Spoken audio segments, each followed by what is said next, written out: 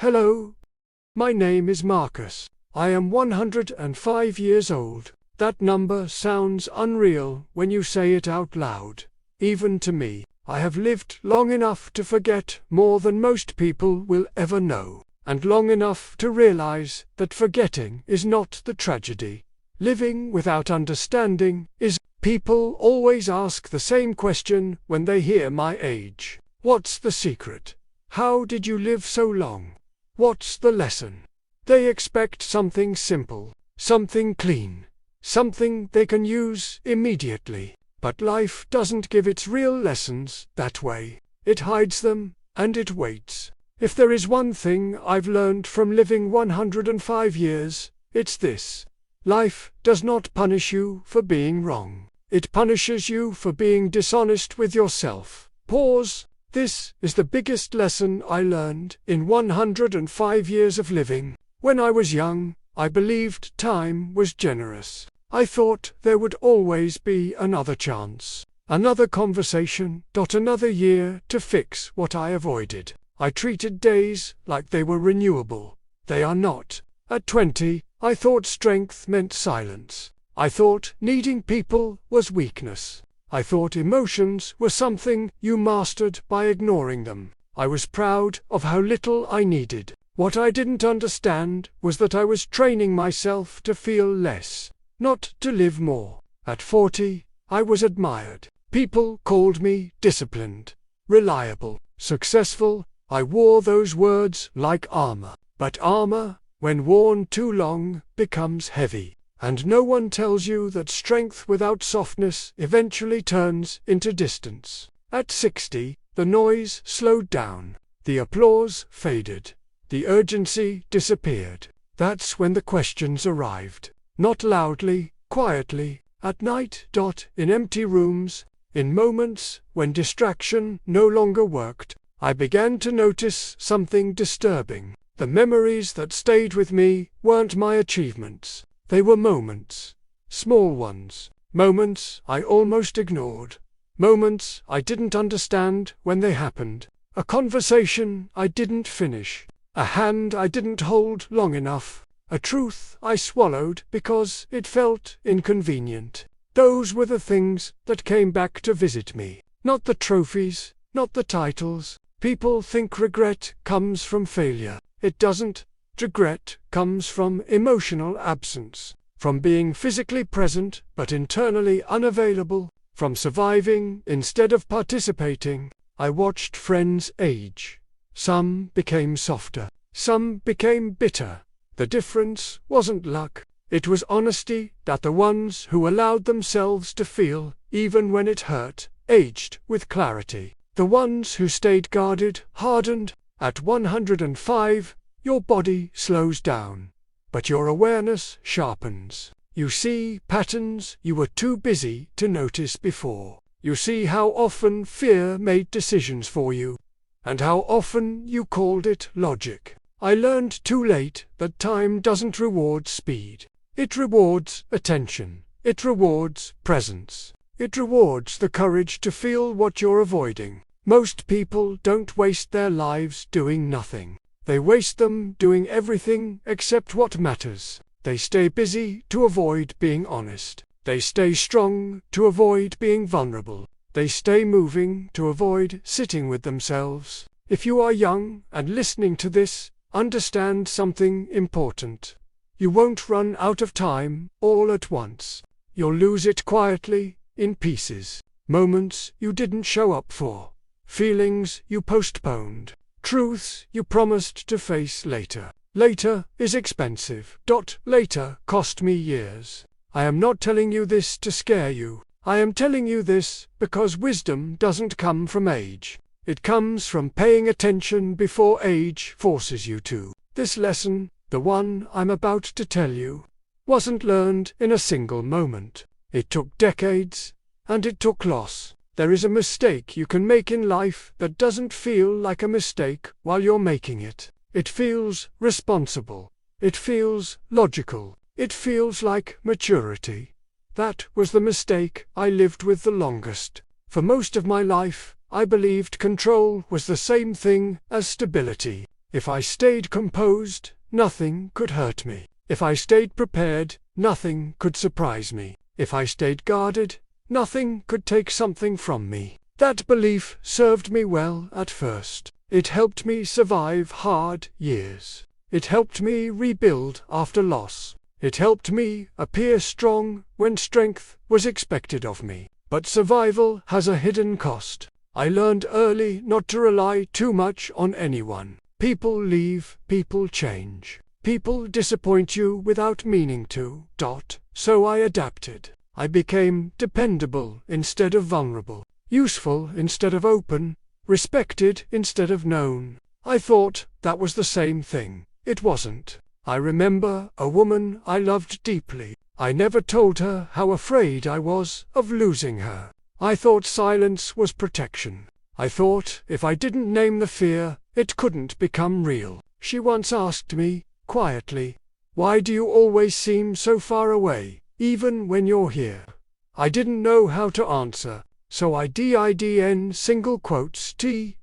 Years later, I would understand what that question really meant. She wasn't asking for words. She was asking for presence. I confused emotional restraint with strength. I thought feelings were something you managed privately, something you didn't burden others with. But what I didn't realize was that withholding emotion doesn't make relationships lighter. It makes them emptier.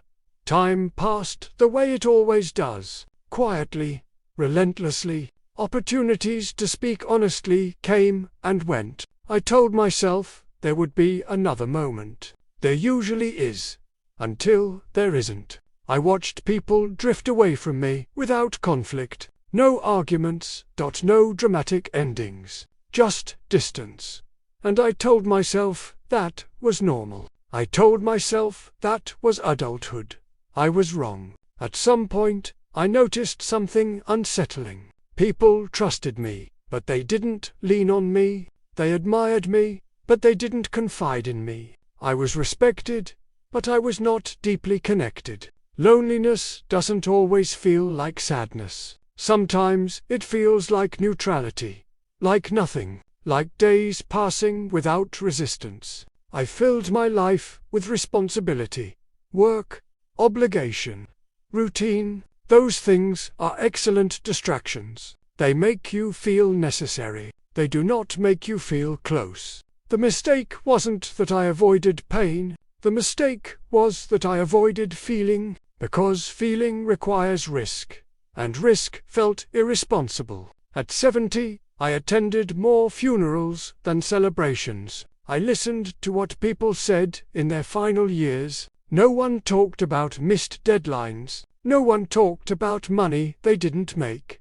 They talked about people. They talked about moments they wished they had stayed in longer. They talked about things they never said. That's when I realized something difficult. You don't regret what you did wrong as much as what you didn't do honestly. I thought love was something you proved by providing, by protecting, by staying strong. But love isn't just shelter, it's exposure. It's letting someone see you without armor. I spent decades believing my silence was kindness, that my restraint was maturity, that my distance was self-control. But what it really was fear wearing a respectable mask, fear of being seen, fear of needing, fear of losing. At 105, I can say this without hesitation. The years I lost weren't taken from me. I gave them up, one guarded moment at a time. And the hardest truth of all, no one ever asked me to be that strong. I chose it. There comes a time in life when you stop measuring days by what you'll do next, and start measuring them by what you remember. That's when you know time has changed its meaning. I didn't feel old when my body weakened. I felt old when the future stopped demanding things from me. No deadlines, no ambitions waiting to be fulfilled. No pressure to become someone else. Just time, and memory. In my younger years, I thought wisdom arrived suddenly, like a realization, like a moment of clarity. It DOESN single quotes T. Wisdom arrives slowly, after you've already lived the consequences of not having it. In my 90s, I began waking up earlier, not because I needed to, because my mind wouldn't let me sleep. It replayed moments I had ignored, not the loud ones, the quiet ones. I remembered the times someone waited for me to open up, and I didn't. The times I chose being composed over being honest, the times I said I'm fine when I wasn't, and watched the opportunity for closeness disappear. You don't notice those moments when you're young. They feel small, insignificant, but they don't disappear. They collect. I used to believe love was proven through sacrifice, through providing, through responsibility, through endurance, and those things matter. But they are not enough. Love also needs exposure. It needs to hear uncertainty. It needs to feel emotion. It needs to see the parts of you that are unfinished. I didn't understand that until most of my life had already passed. In my later years, I began reaching out to people I had lost touch with. Some had moved on, some had hardened, some were gone, but some answered. And in those conversations, something surprising happened. Time softened. Old pain didn't vanish, but it lost its power, because honesty arrived where silence had lived for decades. I told people things I never said when it mattered most.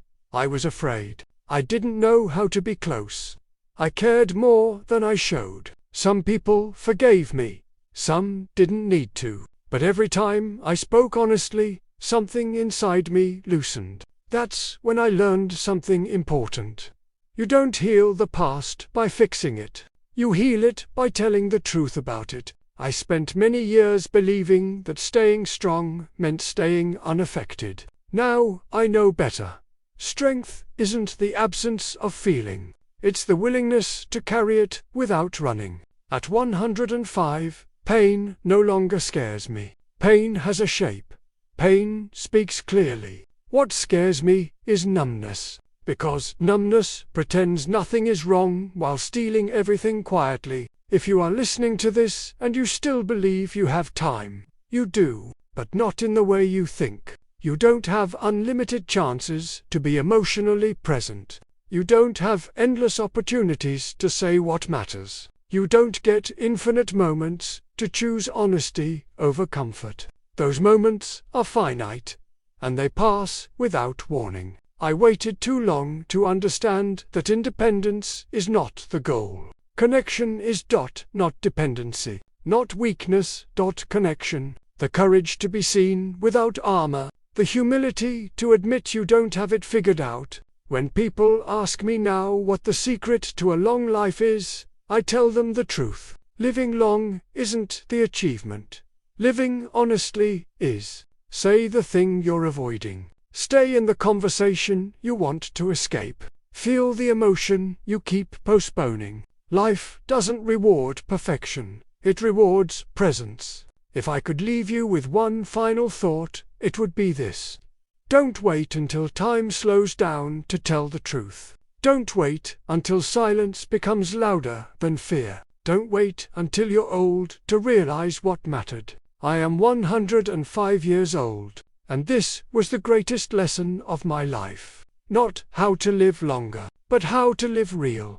Subscribe my channel.